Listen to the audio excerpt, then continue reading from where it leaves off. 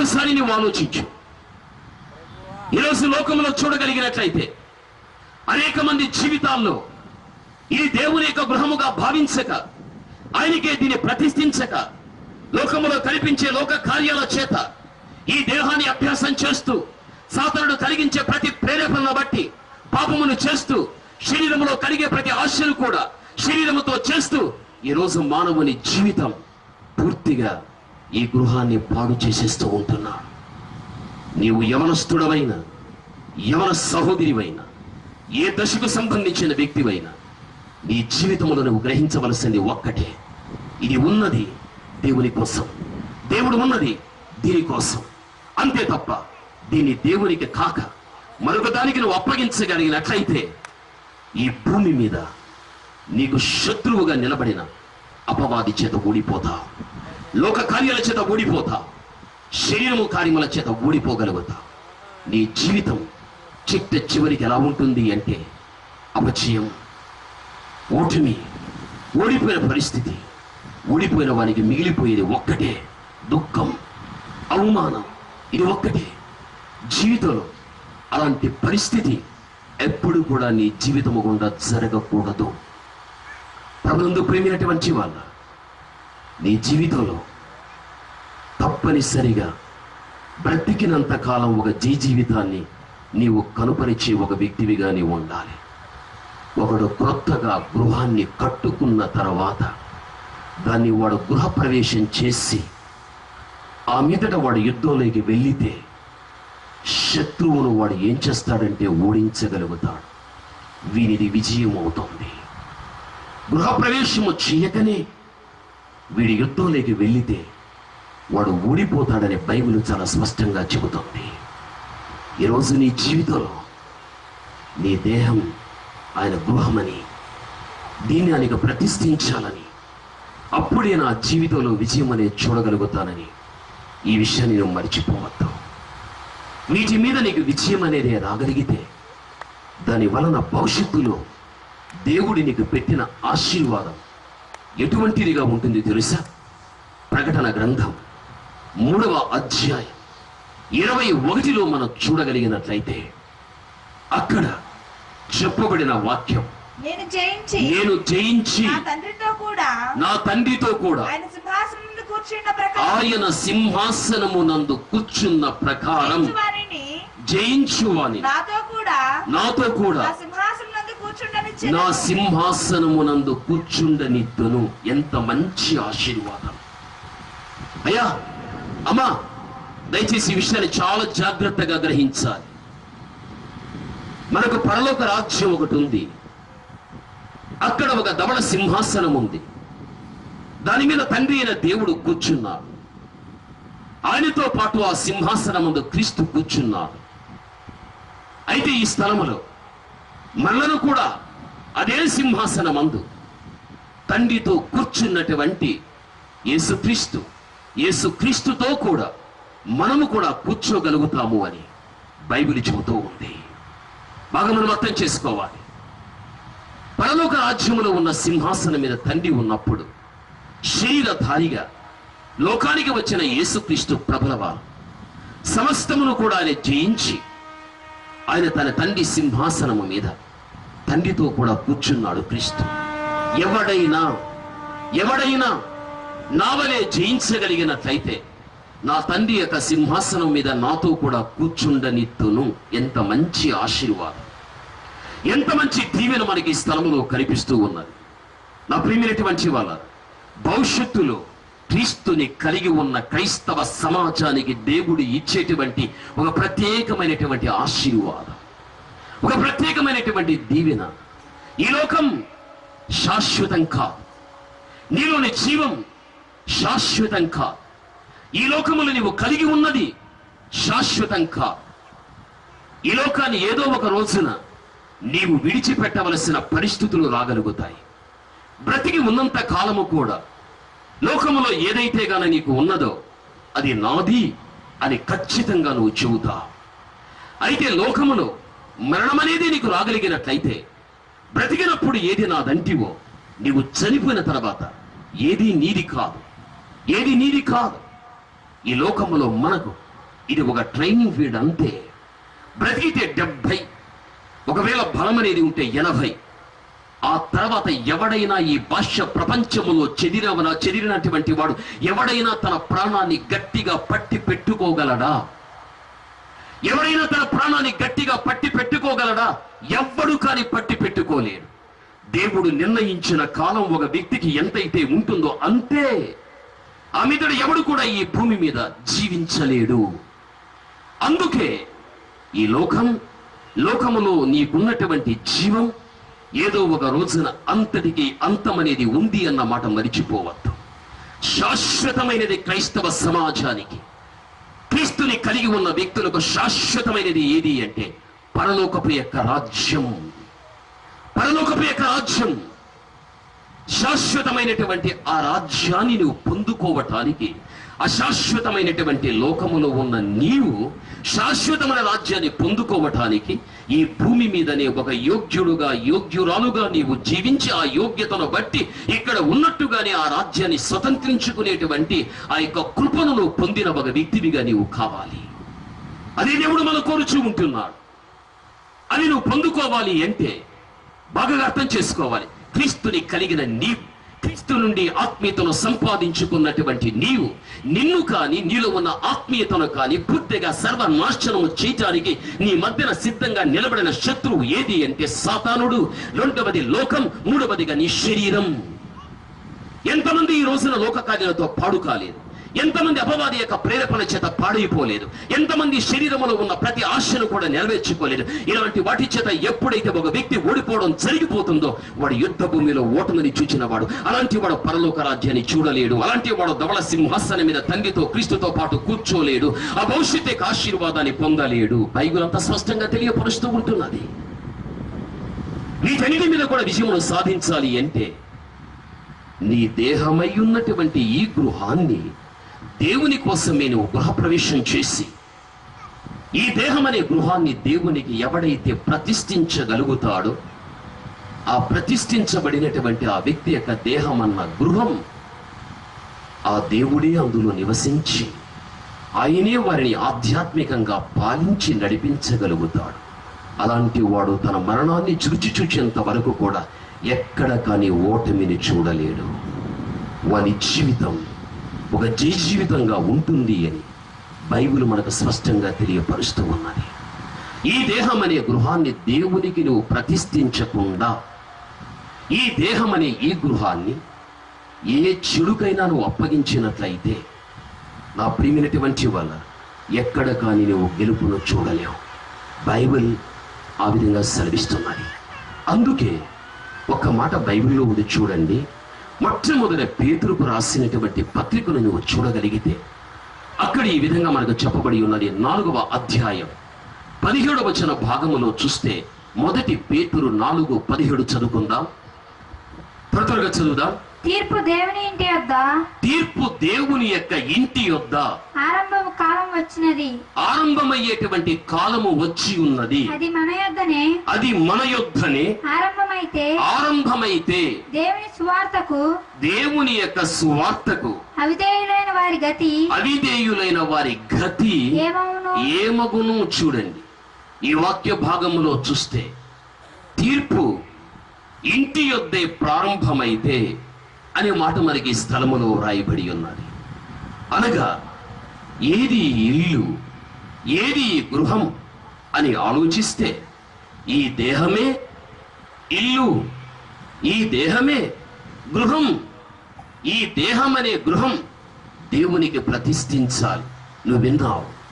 అయితే ఈ దేహము అనేటువంటి ఈ ఇల్లు, ఈ ఇంటి దగ్గర ఏది ప్రారంభమవుతున్నది అంటే తీర్పు ప్రారంభమవుతూ ఉంది. ఆ కాలమే వచ్చి ఉన్నది. అయితే సువార్త విషయములో అవిధేయత చూపించే వారి పరిస్థితి ఏమవుతుంది అన్నమాట ఈ స్థలములో రాయబడి ఉంది. బాగా మీరు అర్థం చేసుకోవాలి. తీర్పు అనేది ఇంటి యొద్దనే ప్రారంభం.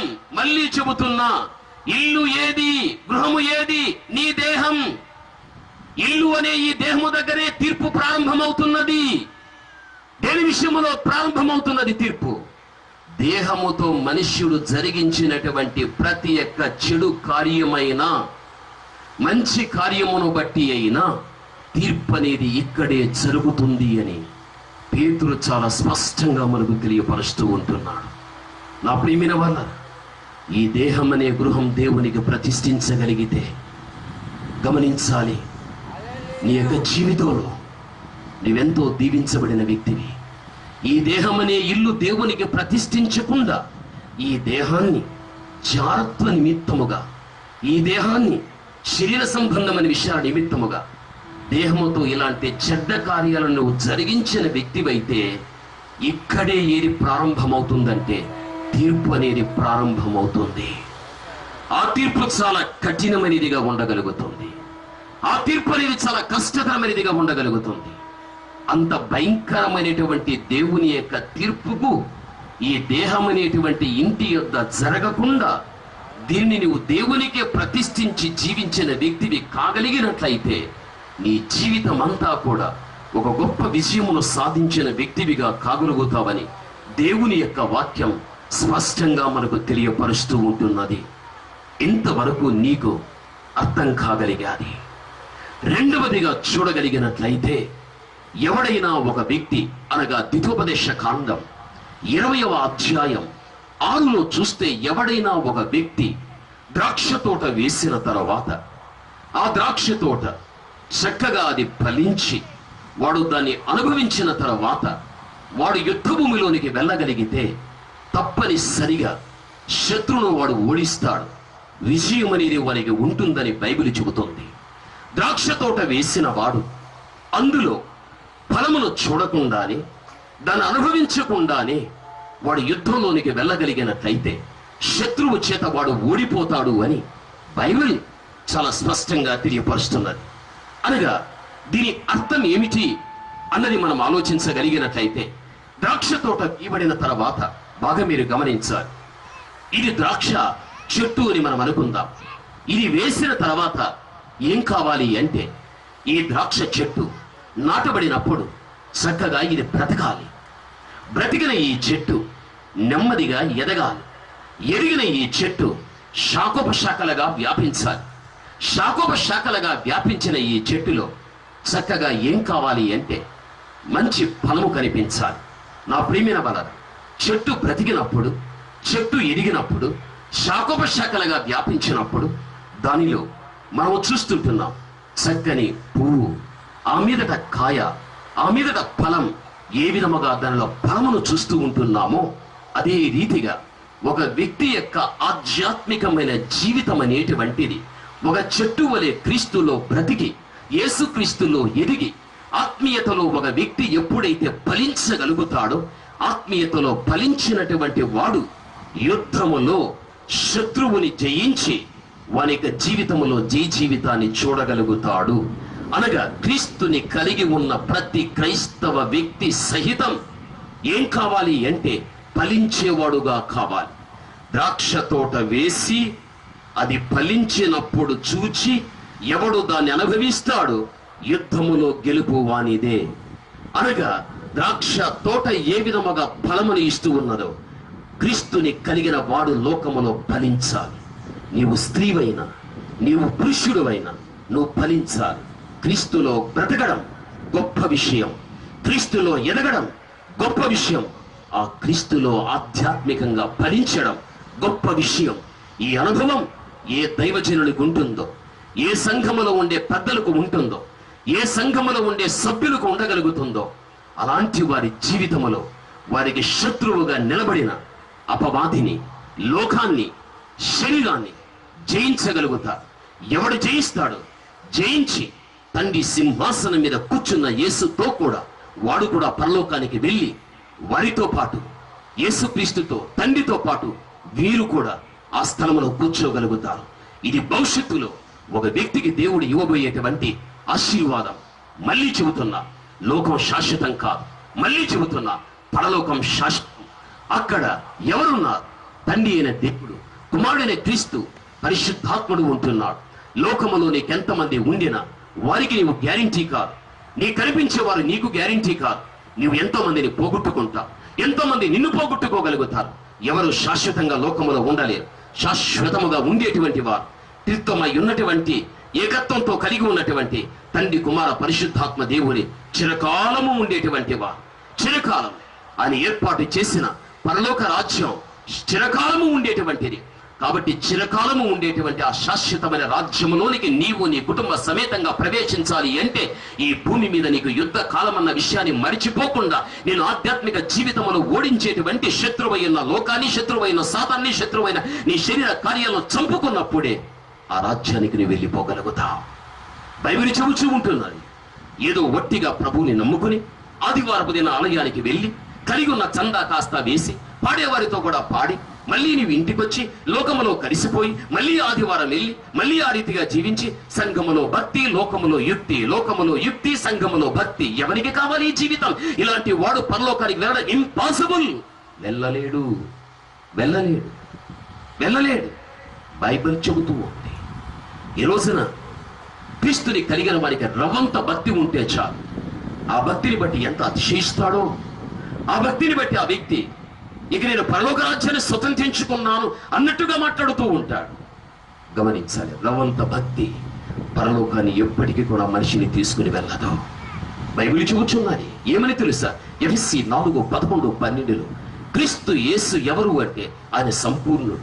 క్రీస్తు సంపూర్ణుడు కాబట్టి క్రీస్తునకు కలిగిన సంపూర్ణతకు సమానమైన సంపూర్ణత కలిగిన వారుగా మీరు ఉండాలి అని ఎఫెసీ 4:11-12 అంటున్నారు. రవంత భక్తి, రవంత ఆత్మీయత ఉంటే సరిపోదు. మన జీవితంలో ప్రతి వ్యక్తి యొక్క జీవితంలో ఒక సంపూర్ణత కావాలి.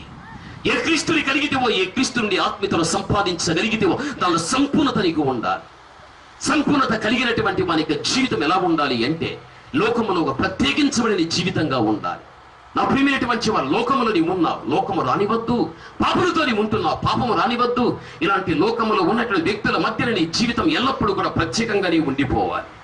అందుకే దేవుడైన యెహోవా ఇశ్రాయేలుతో చెప్పిన ఒక చక్కని మాట ఏంటి తెలుసా?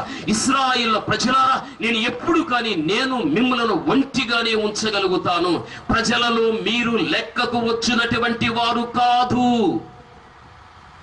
దేవుడు ఏర్పాటు చేసుకున్న జనాంగాన్ని ఎప్పుడు దేవుడు ఒంటిగానే పెట్టగలిగాడు. ఎప్పుడు ఒంటిగానే పెట్టగలిగాడు. ప్రజలలో కాపలేదు. ప్రజలతో పాటు ఇశ్రాయేలు లెక్కకొచ్చిన వారు కాదు. దేవుడు వారిని ప్రత్యేకంగా పెట్టగలిగాడు. యేసుక్రీస్తు ప్రభువు వారి యొక్క రక్తము చేత కొనబడినటువంటి నీవు దేవుని సొత్తు కాబట్టి లోకములో క్రీస్తుని ఎరగినటువంటి వ్యక్తుల మధ్యన నీ జీవితం ఎలా ఉండాలి అంటే ప్రత్యేకంగా ఉండాలి. లోకపు యొక్క ప్రజల చేత క్రీస్తుని కలిగి ఉన్నటువంటి నీవు లెక్కకొచ్చే వ్యక్తివి కాదు. నీ ఒంటిగా దేవుడు నేను పెట్టగలిగాడు. అలాంటి జీవితం ప్రతి వ్యక్తి నుండి కూడా దేవుడు కోరుకుంటూ ఉంటున్నాడు. అందుకని క్రీస్తుని నమ్మక, క్రీస్తుని విసర్జించి, క్రీస్తు ప్రభుల వారి యొక్క ప్రతి ఆత్మ సంబంధమైన సద్గుణములను విసర్జించి లోకరీతిగా జీవించేటువంటి వ్యక్తులతో దేవుని బిడ్డమైనటువంటి నీవు వారితో కలుపబడి లెక్కకొచ్చే వ్యక్తిని కాదు అనేటువంటి సత్యాన్ని జీవితంలో మర్చిపోవద్దు. నీవెప్పుడు కూడా ప్రత్యేకించబడిన వ్యక్తివే. అలాంటి ప్రత్యేకించబడిన జీవితం ఎప్పుడు కూడా దాన్ని కాపాడుకుంటూ నీ జీవితాన్ని నడిపించుకోవడం చాలా ప్రాముఖ్యమైనటువంటి విషయం. బైబిల్ ఆ విధంగానే మనకు సెలవిస్తూ ఉంటున్నది. నా ప్రియమైనటువంటి వాళ్ళ, మళ్ళీ చెబుతున్నా, ద్రాక్ష తోట వేసినప్పుడు దాని ఫలమును చూచి అనుభవించిన వాడు యుద్ధములో విజయమును సాధించగలుగుతాడు. దీని అర్థం ఏమిటి అంటే ఆధ్యాత్మికంగా ఎవడైతే గాన సంపూర్ణముగా ఆత్మీయతలో ఫలించి ఉంటాడో, ఆత్మీయతలో ఫలించినటువంటి వాడు లోకములో ఎక్కడ కాని ఆత్మీయతకు భిన్నమైన, వాక్యానికి భిన్నమైన, దేవునికి భిన్నమైనటువంటి ఏక శత్రువైనటువంటి కార్యము చేత కూడా వాడు ఓడిపోలేడు. వాడు విజయమును సాధించగలుగుతాడు. బైబిల్ ఆ విధంగా సెలవిస్తున్నది. ఈరోజు నీ జీవితంలో ఆత్మీయంగా ఫలించిన వ్యక్తిగా నీవు ఉన్నావా? ఫలించిన వ్యక్తివిగా నీవు ఉన్నావా? ఫలించలేని చెట్టు విషయంలో యజమానుడు కోపగించుకున్నాడు. గొడ్డలి తీసుకురా, దాన్ని నరికి వేద్దాం. అది భూమికి ఒరిగిపోతుంది, సూర్యరశ్మితో ఎండిపోతుంది, అగ్నిలో వేయబడుతుంది, బూడిదగా మార్చబడుతుంది, గాలి అనేది వీస్తుంది, గమ్యము ఎరగకనే అది ఎగిరిపోతుంది. ఫలించని చెట్టు విషయంలో దేవుడు తీసుకున్న తీర్మానం ఎంత కఠినమైనదో ఒక్కసారిగా నీవు ఆలోచించు. దేవుని బిడ్డమైన నీవు ఆత్మీయంగా ఫలించడం అనేది చాలా ప్రాముఖ్యమైనటువంటి విషయం. ఈ రోజున నీ జీవితం ఫలితము లేని ఒక గుట్టు చెట్టు వలెనే ఉండకూడదు. ఫలించిన చెట్టు వలె ఉండాలి. ఎంతకాలము నీవు నాటిన చెట్టుగానే ఉంటే ఫలితము లేకపోతే నీవే ఒక రోజున నిర్ణయించి దాన్ని కొట్టివేస్తావే. ఈరోజు దేవుడు కూడా నీ విషయంలో అలాంటి తీర్మానాన్ని తీసుకునేవాడుగా కాక ఆయన యొక్క దృష్టిలో నువ్వు ఫలించే ఒక వ్యక్తివిగా కావటానికి దేవుడు ఇష్టపడుచున్నాడు. నీవన్నది ఫలించగలిగితే బైబిల్ ఏమంటుంది తెలుసా? అదే మీరు పరమగీతము మీరు చూడండి, 4వ అధ్యాయం 16వ వచన భాగములో చూస్తే ఫలించే వాడి విషయంలో దేవుడు తీసుకున్న గొప్ప తీర్మానం ఎలా ఉంది తెలుసా?